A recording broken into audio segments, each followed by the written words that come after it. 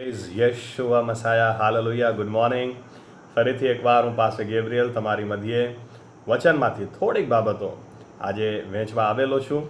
ત્યારે આવો આપણે ભૂખ અને તરસ સાથે પ્રભુ ઈસુની હજુરમાં બેસીએ, જેથી ઈશ્વરનો આત્મા, પવિત્ર આત્મા આપણી સાથે વાત કરે, વ્યવહાર કરે અને ઈશ્વરની મરજી આપણા જીવનમાં અને આપણા જીવન દ્વારા પૂરી થાય અને આપણે વધારે વિજયમાં ચાલીએ, વધારે મોટી સાક્ષીઓ ઊભી થાય અને આપણા સર્વના જીવનથી આપણા ઈશ્વરને, પ્રભુ યેશુ મસીહને વધારે માન અને મહિમા મળે.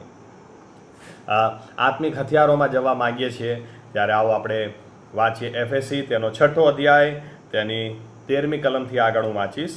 એ માટે તમે દેવના સર્વ હથિયારો સજી લો કે તમે ભૂંડે દાડે સામા થઈ શકો અને બને તેટલું સર્વ કરીને તેની સામે ટકી શકો. માટે સત્યથી તમારી કમર બાંધીને તથા ન્યાયપણાનું બખ્તર પહેરીને તથા શાંતિની સુવાર્તાની તૈયારી રૂપી જોડા પહેરીને ઊભા રહો. પ્રાર્થના કરીએ. અમારા જીવતા ઈશ્વર પ્રભુ યેશુ મસીહ, અમે તમારો હૃદયથી આભાર માનીએ છીએ. એક નવો દિવસ તમે અમને આપ્યો છે અને એટલું જ નહીં કે તમે અમને એક નવો દિવસ આપ્યો છે, પણ તમે હંમેશા ઈચ્છા રાખો છો અમે આનંદ અને ઉત્સવમાં જીવીએ, અમે વિજયમાં જીવીએ, અમે પ્રભુ યેશુ મસીહ શૈતાનના કામો ઉપર જય પામી અને જીવીએ, તેની દરેક ચાલોની સામે દ્રઢતાથી ઊભા રહી અને જીવીએ.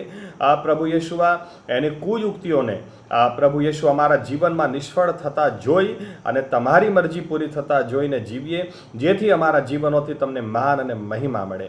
માટે અમે પ્રાર્થના કરીએ છીએ આજે પવિત્ર આત્માને તમે અમારા સર્વની ઉપર રેડી દો અને પવિત્ર આત્મા અમને સર્વ સત્યમાં દોરી જાય અને સત્ય અમને મુક્ત કરે, જેથી અમે જેવા છીએ એવા ને એવા રહીએ નહીં, પણ અમે બદલાઈએ અને અમારા બદલાયેલા જીવનોથી તમને જ માન મળે અને તે પુષ્કળ મળે. અમારી પ્રાર્થના છે કે અમારી આંખો આજે ઉઘાડજો કે અમે તમને જોઈ શકીએ, અમારા કાનો ઉઘાડજો કે અમે તમારો અવાજ સાંભળી શકીએ.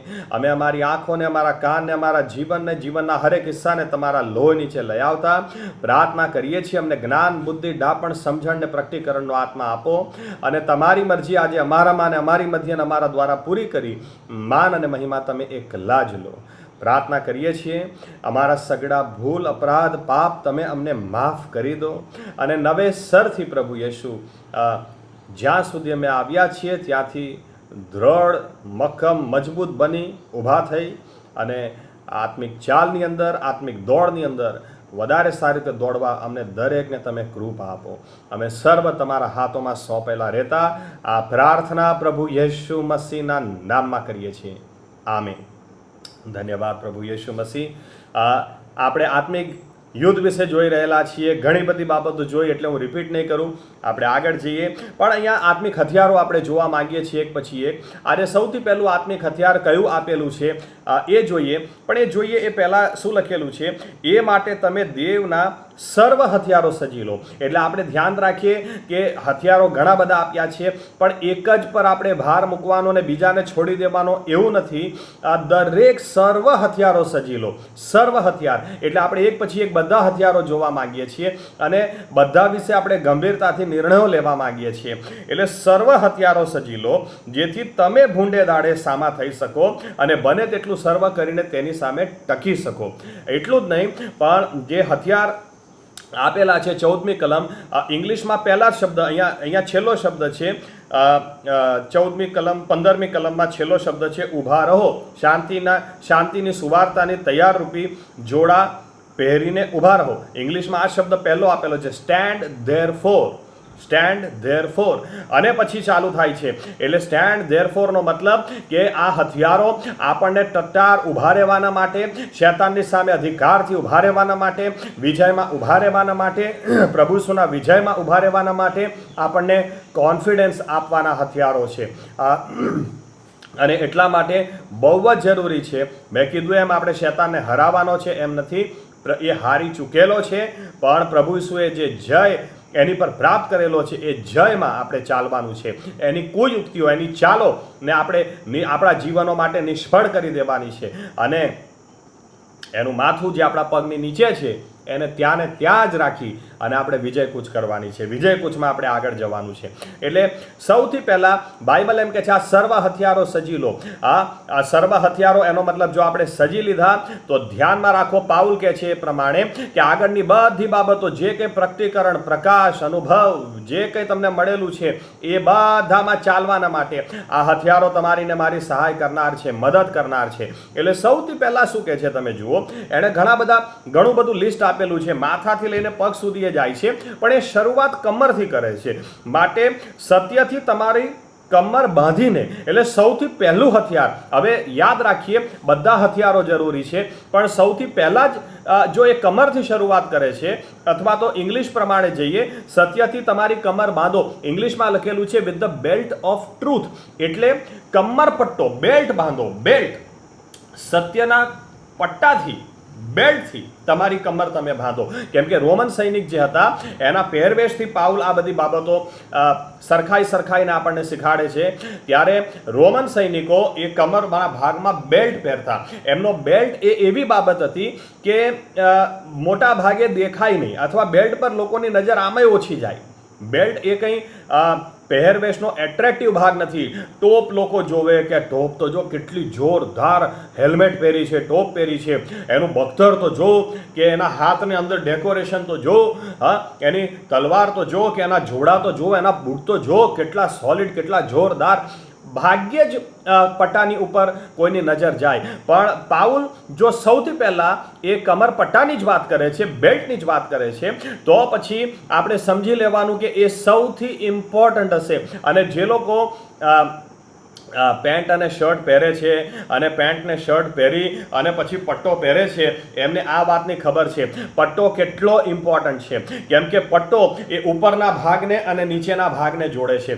પટ્ટો એ ખાલી પર્સનાલિટી આપે છે એટલું જ નહીં, પણ તમે એકવાર પટ્ટો કાઢી નાખો તો પેન્ટ બી તમારું ઢીલું થઈ જાય, અને આ બાજુ જે તમારું શર્ટ તમે અંદર ટક કરેલું હોય, ઇન્સર્ટ કરેલું હોય, એ શર્ટ બી લગર વગર લાગવા લાગે. તમારી પર્સનાલિટી શેબી થઈ જાય, જરાક આગી પાછી થઈ જાય, આપણે ગુજરાતીમાં કહીએ તો. એટલે બેલ્ટ શું કરે છે, પટ્ટો શું કરે છે, પટ્ટો એ ઉપરના ભાગને અને નીચેના ભાગને જોડનાર છે. એટલે તમે સારી રીતે જોશો તો તમને ખ્યાલ આવશે, દરેક હથિયારો એકચ્યુઅલી પટ્ટા સાથે જોડેલા છે. ઉપરનું બખ્તર એ પટ્ટા સાથે જોડેલું છે. નીચે જે એ જમાનામાં એ લોકો સ્કર્ટ પહેરતા, એ સ્કર્ટ પટ્ટા સાથે જોડેલું. પટ્ટો કાઢી નાખો તો સ્કર્ટ નીકળી જાય. અને એ સ્કર્ટ એટલા માટે ઇમ્પોર્ટન્ટ હતું કેમ કે તલવાર બી એમાં લટકે અને આ બાજુ ઢાલ પણ એમાં લટકે. એટલે તમે જુઓ તો તમને ખબર પડશે કે બધા હથિયારો ઉપરથી નીચે એ કમરપટ્ટા સાથે જોડાયેલા હતા. એટલે કમરપટ્ટો ભલે દેખાય કે ના દેખાય, પણ એ બહુ જ ઇમ્પોર્ટન્ટ હતો. એટલે પાઉલ એ સૌથી પહેલા કમરપટ્ટાની વાત કરે છે.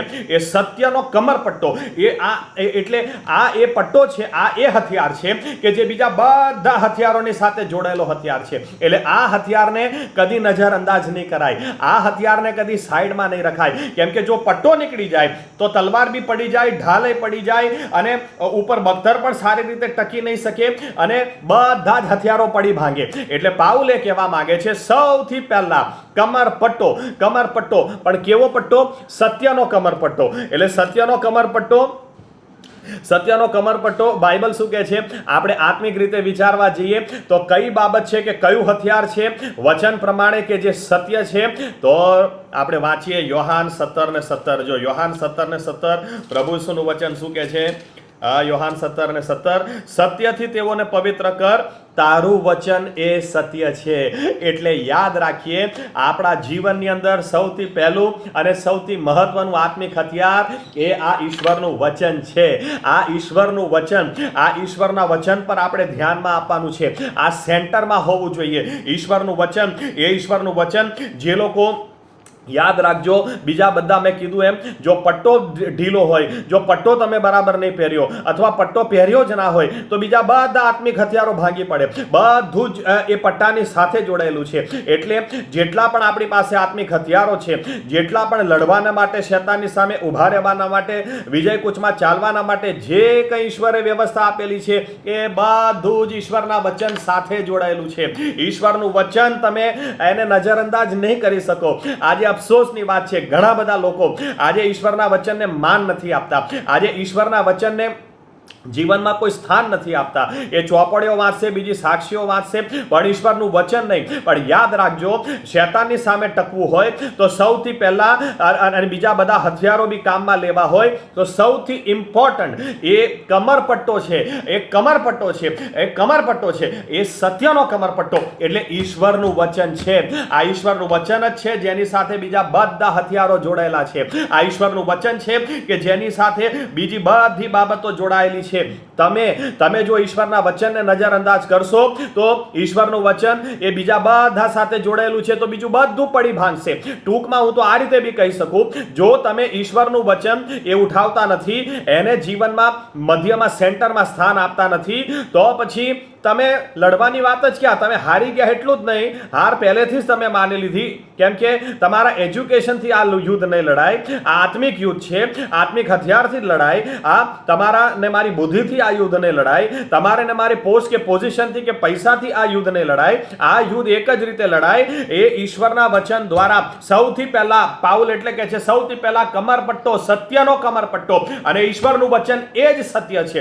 અફસોસ થાય ઘણી બધી વાર આજે ઘણા બધા ચર્ચો શેની પર સ્થપાયેલા છે? સ્તુતિ અને આરાધના પર. લોકો શું કહેશે ખબર છે? યાર શું વર્શિપ થાય છે, શું સ્તુતિ અને આરાધના થાય છે, ગજબ સ્તુતિ આરાધના થાય છે. પણ સ્તુતિ આરાધનાની ઉપર એ ચર્ચ બંધાઈ શકે નહીં. આ આત્મિક યુદ્ધ છે, એ સ્તુતિ આરાધના એનો આધાર હોઈ શકે નહીં. બાઇબલ એવું નથી કહેતું સ્તુતિ આરાધના. અહીંયા જે લિસ્ટ આપેલું છે એમાં સ્તુતિ આરાધના એ આત્મિક હથિયાર છે એવું નથી લખેલું. આત્મિક હથિયાર સૌથી પહેલા ઈશ્વરનું વચન છે. કોઈ પણ ચર્ચ, કોઈ પણ વ્યવસ્થા, કોઈ પણ મંડળી ઈશ્વરના વચનને આધારે બંધાયેલી હોવી જોઈએ. તો જ એ શૈતાનની સામે, કોઈ પણ જીવન, વ્યક્તિગત જીવન એ ઈશ્વરના વચનને આધારે બંધાયેલું હોવું જોઈએ. તો જ એ ટકી શકે, બાકી ટકી શકે નહીં. શૈતાનને કોઈ પડી નથી. કેટલું મોટું બિલ્ડિંગ છે, કેટલા લોકો છે, પાસ્ટરો કેટલા ભણેલા છે, એને કોઈ પડી નથી.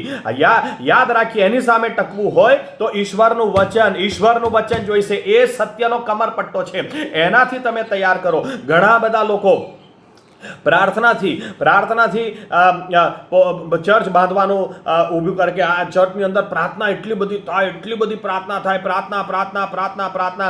ગેરસમજ નહીં કરતા. સ્તુતિ આરાધના બહુ જ જરૂરી છે, પ્રાર્થના બહુ જ જરૂરી છે, પણ સ્તુતિ આરાધના એ વચન આપણને શીખાડે છે. તો જ્યારે વચન શીખાડે છે તો ઘણા બધા જગ્યાએ મેં જોયેલું છે, ક્વાયર ઉપર ઊભું રહેશે, અથવા વર્શિપ ટીમ તમે બોલાવો, બહારથી બોલાવો, સ્તુતિ આરાધના કરશે, ને પછી જ્યારે વચન આપવા પાળક સાહેબ ઊભા થાય ત્યારે એ લોકો ઉતરીને જતા રહે. એમનું કામ પતી ગયું, એમને તો સ્તુતિ આરાધના. એટલે મારો કહેવાનો મતલબ એ છે, ખાલી સ્તુતિ આરાધના નહીં ચાલે, ઈશ્વરનું વચન બહુ જ ઇમ્પોર્ટન્ટ છે. ખાલી પ્રાર્થના નહીં ચાલે, ઈશ્વરનું વચન બહુ ઇમ્પોર્ટન્ટ છે. કેમ કે સ્તુતિ આરાધના કરતા વચન શીખાડે છે, પ્રાર્થના કરતા બી વચન શીખાડે છે. એટલે પ્રાર્થના પર એટલો ભાર નહીં મુકાય કે વચનને સાઈડમાં મૂકી દઈએ. સ્તુતિ આરાધના પર એટલો ભાર નહીં મુકાય કે વચનને સાઈડમાં મૂકી દઈએ. ઘણા જગ્યાએ 2-2 કલાકનું ચર્ચ હોય, એમાં કલાક, સવા કલાક સુધી સ્તુતિ આરાધના જ ચાલે, અને ઈશ્વર 15-1 મિનિટ સાક્ષીનો નેનો હોય, અને અડધો કલાક ઈશ્વરનું વચન. બસ પતી ગયું. અને તમે સ્તુતિ આરાધનાને વધારે ભાર નહીં આપી શકો. પહેલા ઈશ્વરના વચનને વધારે ભાર આપવો એ જરૂરી છે. કેમ કે એ સત્યનો કમરપટ્ટો છે, એ સત્યનો કમરપટ્ટો છે. અને એ પટ્ટો જે લોકો નથી પહેરતા એ લોકો આ યુદ્ધમાં ટકી શકતા નથી, એ તો હારી જ ગયા. અને જે લોકો ઈશ્વરના વચનને નજરઅંદાજ કરે છે એ આમાં ટકી જ નહીં શકે. આજે કેટલી બધી વાર લોકો પ્રશ્ન કરે છે કે મારું આત્મિક જીવન ઠંડુ કેમ પડી ગયું, મારી શાંતિ ક્યાં જતી રહી, મને સાજાપણું મળતું કેમ નથી, મારી પ્રાર્થનાઓના જવાબ કેમ આવતા નથી. ઓ પ્રભુ, મને જવાબ આપ. કાશ જો આપણી પાસે કાન હોય ઈશ્વરનો અવાજ સાંભળવાનો, તો આપણે આ બધા પ્રશ્નો એને પૂછીશું ત્યારે પ્રભુ શું એમ કહેશે? બીજી બધી વાત જવા દે, પહેલા તારો સત્યનો કમરપટ્ટો ક્યાં છે એ વાત કર. એટલે ઈશ્વર આપણને કહેવા માંગે છે, આજે બધી જ બાબતો, આ યુદ્ધની અંદર બધી જ બાબતો, બધા જ હથિયારો, બધું જ એ ઈશ્વરના વચન સાથે જોડાયેલું છે. તમારે એકચ્યુઅલી શાંતિ જોઈએ તો તમે ઈશ્વરના વચનમાં, ઈશ્વરનું વચન બાઇબલ એમ કહે છે કે તમને દાખલા તરીકે સુરક્ષા જોઈએ, સલામતી જોઈએ, ન્યાયપણામાં જીવવું છે.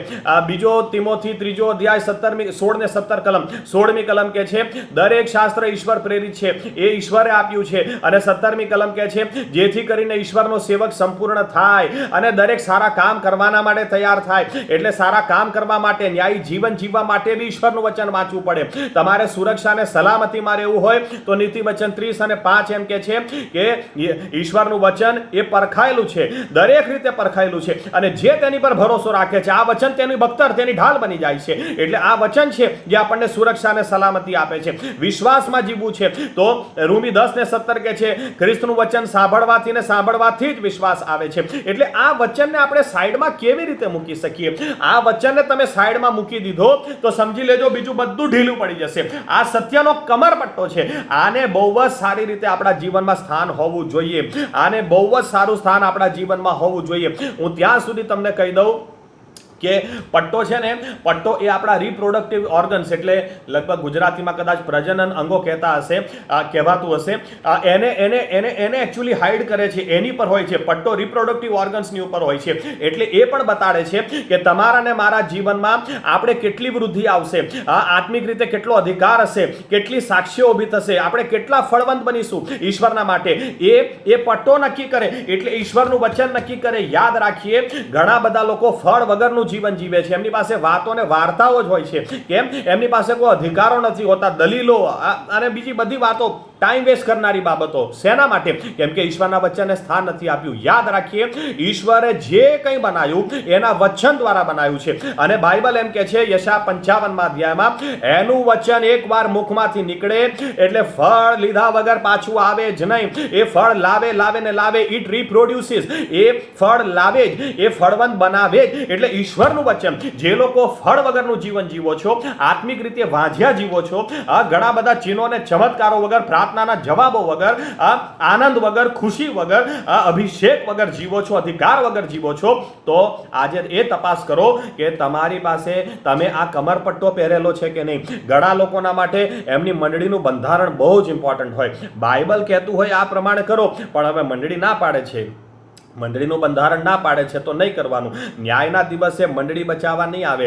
અને શેતાન એ જોવા નથી આવવાનો કયા મંડળીના છે તો મારી પર આ મંડળીના છે તો તમારાથી હુમલો નહીં થાય, આ મંડળીના છે તો થશે. અરે એ જોવા આવે છે પટ્ટો છે કે નહીં. કેમ કે પટ્ટો નહીં હોય તો ઢાલય નહીં હોય ને તલવારે નહીં હોય અને બખ્તરે ઠેકાણા નહીં હોય. એટલે બીજું બધું ઈશ્વરનું વચન, ઈશ્વરના માટે કઈ મંડળી છે ઇમ્પોર્ટન્ટ નથી. શું માને છે ને શું નથી માનતો, ઈશ્વરનું વચન એ ઇમ્પોર્ટન્ટ છે. ઈશ્વરની નજરમાં ઈશ્વરનું વચન ઇમ્પોર્ટન્ટ છે. અને ઈશ્વરનું વચન એને જીવનમાં પ્રથમ સ્થાન આપો. એ તમને અધિકાર આપશે, એ તમને ફળવંત બનાવશે. એ આત્મિક જીવનની અંદર તમારી પાસે સાક્ષીઓ પર સાક્ષીઓ લઈ આવશે. ઈશ્વરનું વચન એ પટ્ટો, એ સત્યનો કમરપટ્ટો. ઈશ્વરનું વચન સત્ય છે, કોઈ વ્યક્તિ સત્ય નથી. ઘણી જગ્યાએ લોકો પોતાના પાળકો પાછળ ગાંડા હોય છે. અમારા પાળક એટલે પાળક સાહેબને માન આપવું જોઈએ. હું પોતે પાળક છું, મને બહુ લોકો માન આપે છે, મને ખબર છે. માન આપવું જોઈએ, ઈશ્વરના સેવક તરીકે માન આપવું જોઈએ. પણ એક વસ્તુ ધ્યાનમાં રાખો, બાઇબલ એમ કે છે કે જ્યારે પાઉલ જેવો સેવક પણ બારાયાની મંડળીમાં બોલતો હતો તો લોકો ઘરે જઈને શાસ્ત્રો તપાસતા હતા કે પાઉલે જે કહ્યું એ શાસ્ત્રોમાં છે કે નહીં. એટલે પાળક સાહેબને માન આપો, વડીલોને માન આપો, આત્મિક આગેવાનોને માન આપો, પણ ઈશ્વરના વચનથી ઊંચું સ્થાન એ કોઈનું નથી. આ સત્યનો કમર પટ્ટો છે. પાળક સાહેબે સત્યનો કમરપટ્ટો નથી. પાળક સાહેબે કહી દીધું એટલે ફાઇનલ થઈ ગયું ના. ઈશ્વરનું વચન કે છે કે નહીં, ઈશ્વરનું વચન એ આપણને અધિકાર આપશે. ઈશ્વરનું વચન એ સ્ટેન્ડ ધેરફોર, એટલે આપણને મક્કમ અને મજબૂત ઉભા રહેવાના માટે, શૈતાનની સામે નજરમાં નજર મિલાઈ અને એનો સામનો કરવાના માટે ઈશ્વરનું વચન આપણને તૈયાર કરશે. જેથી શૈતાનને આપણે મોડામોડ કહી શકીએ, શૈતાન તું જગતમાં છે, મારામાં જે છે એ તારા કરતા મોટો છે. આપણે અધિકાર સાહિત ઉભા રહેવું હોય તો આજે પટ્ટો પહેલાં તો ચેક કરી લો આ સત્યનો પટ્ટો છે કે નહીં, હા બાઇબલ જીવનમાં છે કે નહીં. જે લોકોના જીવનની અંદર એક વખત આત્મિક જીવન સળગતું અને એટલું બધું સળગતું, આને સુવાર્તા આપે, પેલાને સુવાર્તા આપે, હા અને આજે ઘણા બધા લોકો ઠંડા પડી જાય છે. કોઈ 5 વર્ષે, કોઈ 10 વર્ષે, કોઈ 15 વર્ષે, ઘણા બધાને મેં ઠંડા પડતા જોયા. મારા 20 વર્ષના આત્મિક જીવનમાં કેટલા આયા ને કેટલા ગયા, ઉછળતા હતા, કૂદતા હતા, અને આજે બેટરી પૂરી થઈ ગઈ. ઘણા તો વિશ્વાસમાં નથી. અને એ બધાનો હું નિચોડ લેવા જાઉં કે વિચાર કરવા જાઉં કે કેમ આવું થયું, તો કારણો બધા કાઢી શકું, પણ મૂળની અંદર મોટામાં મોટું કારણ આપી શકું. આ પટ્ટો એ લોકોએ ધ્યાન રાખ્યું નહીં.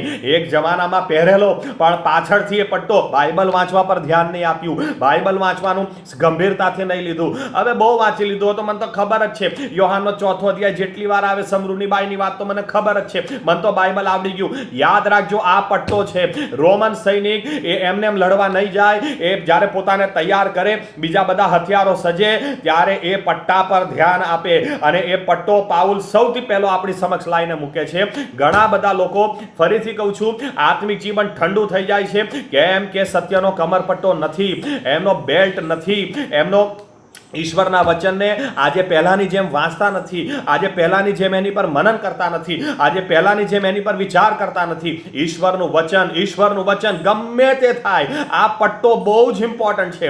આ સત્યનો કમરપટ્ટો છે. ગમે તે થાય, દરરોજ બાઇબલ વાંચો, સમય કાઢીને વાંચો, બલિદાન આપીને વાંચો, થાકેલા હોય તો પણ વાંચો, થોડું વાંચો પણ વાંચો. આ બહુ જ જરૂરી છે. ઈશ્વરનું વચન બહુ જ જરૂરી છે. આ આત્મિક રીતે જીવતા રાખશે, સળગતા રાખશે. અને જે લોકો ઈશ્વરના વચનને નજરઅંદાજ કરી દે છે, ખલાસ થઈ જાય છે.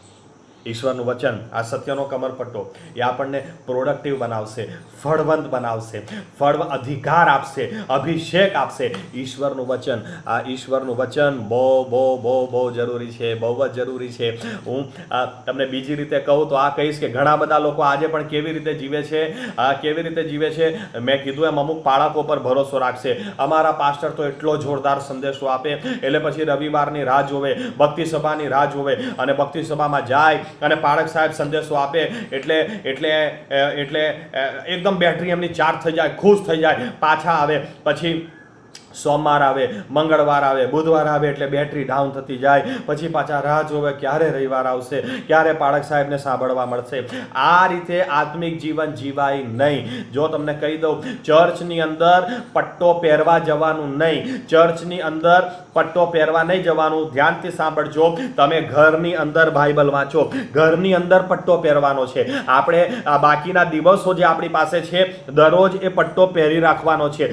દરરોજ પટ્ટો પહેરો, દરરોજ બાઇબલ વાંચો, અને તમારો એ પટ્ટો એ પહેરી રાખો. ચર્ચમાં શેના માટે જવાનું, પાળક સાહેબને સાંભળવા શેના માટે જવાનું કહું, એ પટ્ટો પહેરવા માટે નહીં, પણ તમે પટ્ટો તમે જે વાંચેલું છે બાઇબલ તમે વાંચો છો, રેગ્યુલરલી તમે વાંચો છો, રેગ્યુલર મનન કરો છો, રેગ્યુલર તમે એની કબૂલાતો કરો છો, વચનમાં તમે ઊંડા ઉતરો છો, એને સ્ટડી કરો છો. આ ઘણા બધા પ્રશ્નો ઊભા થાય છે, એનો જવાબ મેળવવાનો પ્રયત્ન કરો છો. પછી જ્યારે તમે ચર્ચમાં જાઓ અને પાળક સાહેબ બોલે તો તમને એટલો આનંદ અને ખુશી મળે કે હાલેલુયા, આ અઠવાડિયે જ મને આ પ્રશ્ન હતો, આ અઠવાડિયે જ મેં આ સ્ટડી કરેલું, હા, અને પાળક સાહેબ એનો જવાબ આપી દીધો. મારો કહેવાનો અર્થ એ કે ચર્ચની અંદર કે પાળક સાહેબને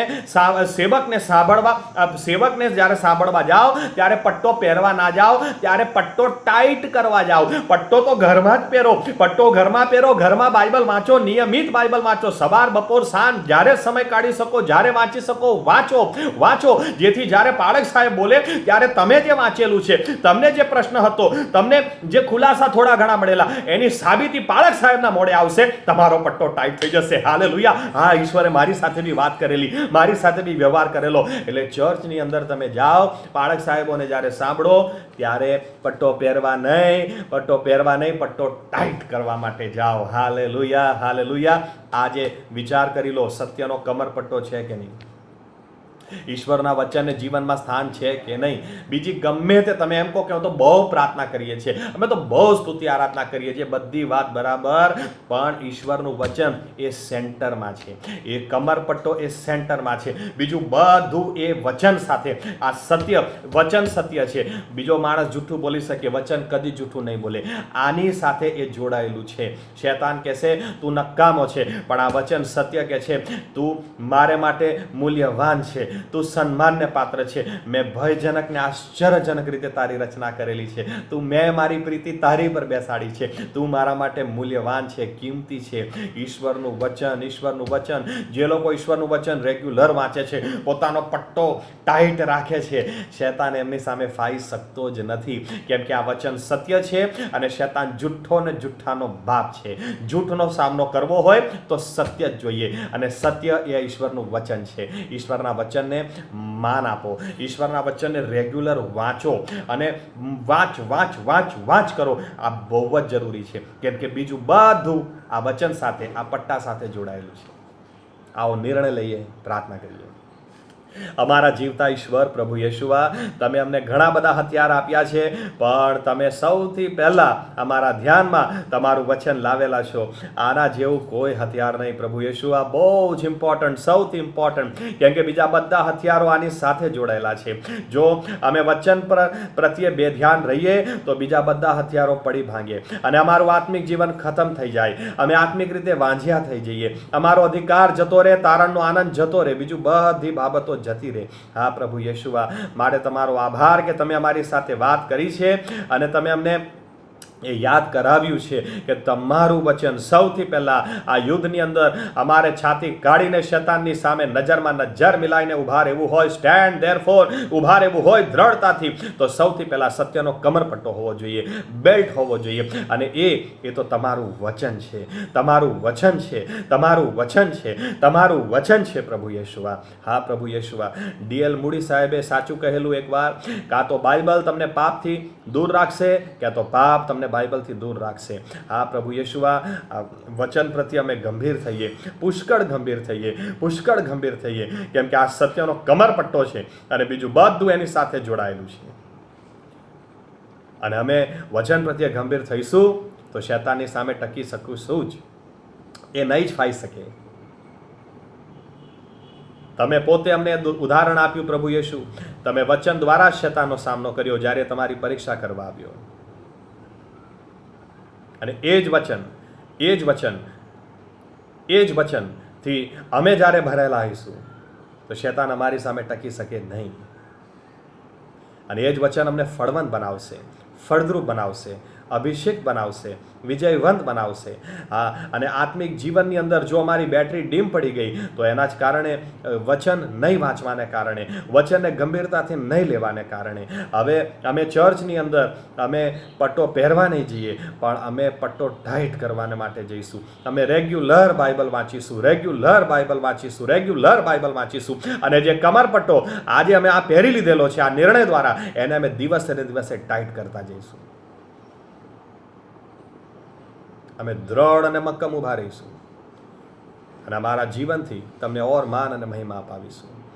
ઓર તમે અમારી સાથે વાત કરજો, વ્યવહાર કરજો, અમને વધારે શીખાડજો, અને જે પ્રકાશ તમે આપો એમાં ચાલવા અમને કૃપા આપજો. અમે સર્વ તમારા હાથોમાં સોંપેલા રહેતા તમને ધન્યવાદ આપતા પ્રભુ યેશુ મસીહ આ પ્રાર્થના પ્રભુ યેશુ મસીહના નામમાં કરીએ છીએ. આમીન. ધન્યવાદ. પ્રભુ યેશુ મસીહ તમને સર્વને આશીર્વાદિત કરે. યાદ રાખીએ, ઈશ્વરનું વચન સત્ય, એ સત્ય છે, એ કમરપટ્ટો કદી પણ છોડતા નહીં, કદી પણ છોડતા નહીં. અને જો આજે ક્યાંક ઢીલા પડી ગયા હોય, ચાવી મેં તમને આપી દીધી છે. બાઇબલ વાંચન ડીમ પડેલું છે, બાઇબલ વાંચન વધારી લો. ગીતશાસ્ત્ર 119 પણ તમે સ્પેશિયલી વાંચી શકો. દાઉદ કેટલું બધું ઈશ્વરના વચન વિશે ત્યાં લખ્યું છે. પ્રભુ યેશુ તમારા બધાની સાથે ને પાસે નહીં. આમીન.